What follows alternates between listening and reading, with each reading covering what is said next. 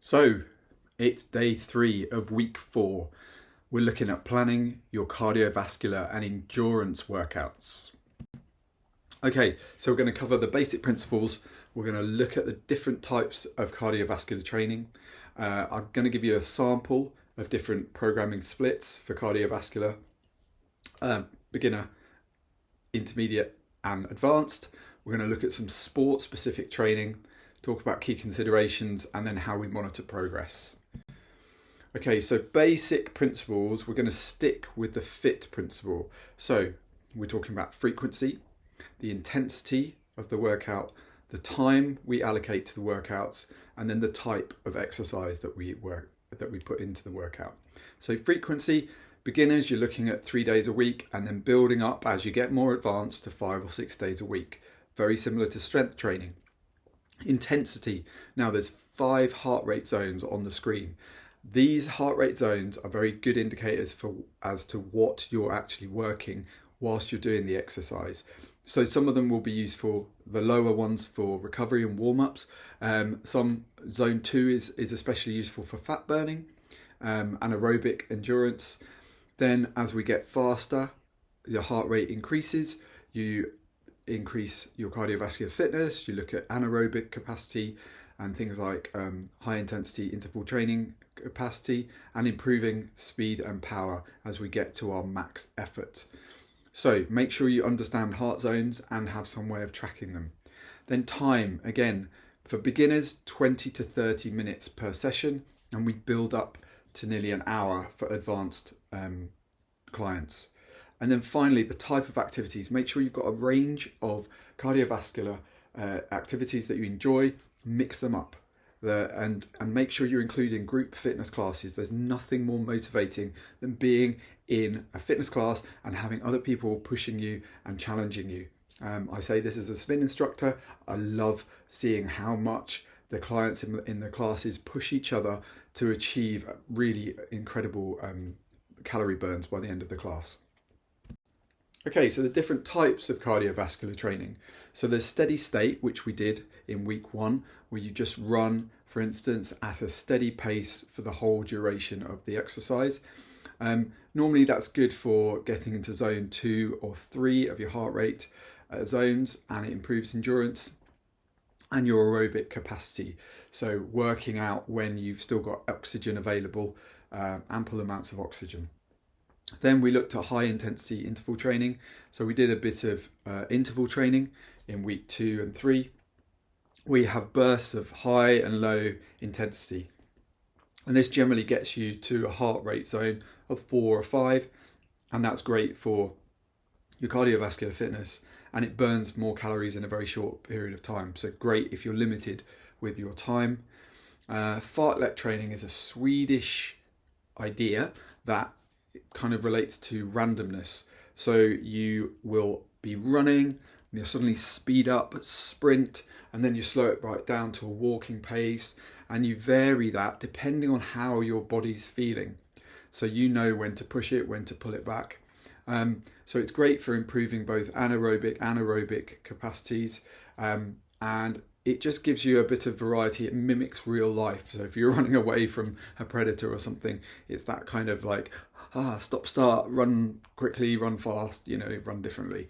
So that's a great way of mixing things up. And then circuit training. This is where you combine strength training with cardiovascular. So it might be doing some burpees into a squat, into a push-up. It allows you just to mix up and combine the two disciplines together. So great for increasing your heart rate. It builds strength and improves endurance and is a good warm-up. Okay, so I've given you a sample split here. So we've got beginners, intermediates and advanced. So 3 days on for beginners, this is a 5-day program for intermediate, and then advanced is 6 days. So active recovery or rest for 3 days for the beginners, with 1 absolute rest day on day 7. For everyone else, it's a mixture of rest and active recoveries. And then you have the different types of cardiovascular training, and you do short periods, so 20 to 30 minutes for beginners, 30 to 40 for intermediates, 40 to 60 for advanced. So have a look at that. Okay, so sport-specific training now. A lot of people come to the gym and they have a sport that they're trying to get better at. Say whether it's training for a marathon or triathlons or something like that. Now, the three on the slide are basically for a triathlon, but there's different ways that you can mix up that training. So looking at long runs, for instance, if we're looking at running, long runs, tempo runs, interval training, and then some recovery runs. For cycling, endurance rides, hill training, interval training, and then again recovery. And finally for swimming, you do distance, sprint intervals, and working on technique, and then again some easy swims to aid your recovery. So just again, mix it up throughout the week. Don't just do one type for a whole week. As I said, you need that variety within your weekly workouts. This helps to prevent boredom and also prevent overuse injuries. If your body's doing the same thing again and again, and especially when you're pushing yourself, you're more likely to get an injury. Intensity, mix it up. Don't just keep it all at high intensity, you will burn out, or all at low intensity because you'll never improve. And likewise with progression, plan in how you're going to make that progress happen. So are you going to increase the duration, the intensity, and or the frequency of how often you're exercising? And make sure you're planning in those rest days. It's vital. And then finally, monitoring progress. Make sure you're tracking your workouts. It's great to have a heart rate monitor or a device that goes on your wrist that can track data. It doesn't matter how accurate it is as long as it's the same device. So as long as you've got a baseline to start and you can see where you've ended up, you can see whether there's progress happening.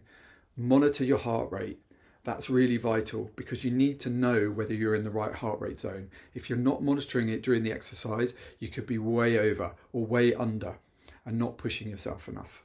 And then finally, have some performance metrics, whether that is acceleration, speed, endurance, or recovery time, whatever it is that you want to measure, VO2 max, whatever it is that you want to measure, make sure that you have measured them at the beginning and that you have a way of measuring them as you're going along your program.